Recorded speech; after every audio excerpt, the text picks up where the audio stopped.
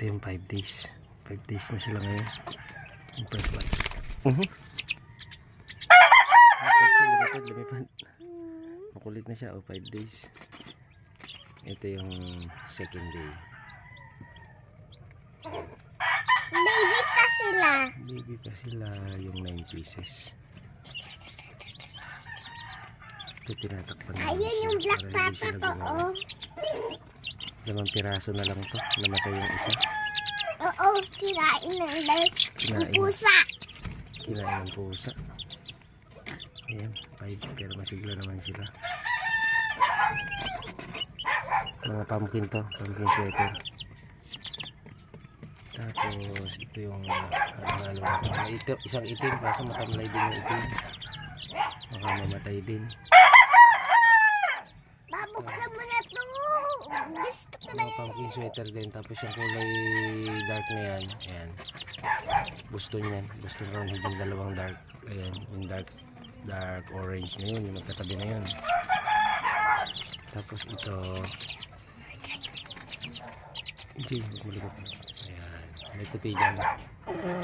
3 puti. Tsaka 3 pumpkin. Tapos 2 Boston sweater. Hello.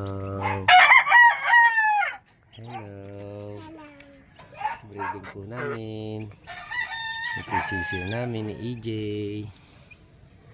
Tapos bibidyan ulit natin hanggang sa lumaki na siya. Uy! Huwag na baby, huwag malikot. Kalabo ng cellphone against the light. Ayan, pag ganun pala. Tapos ano po, tawag nito?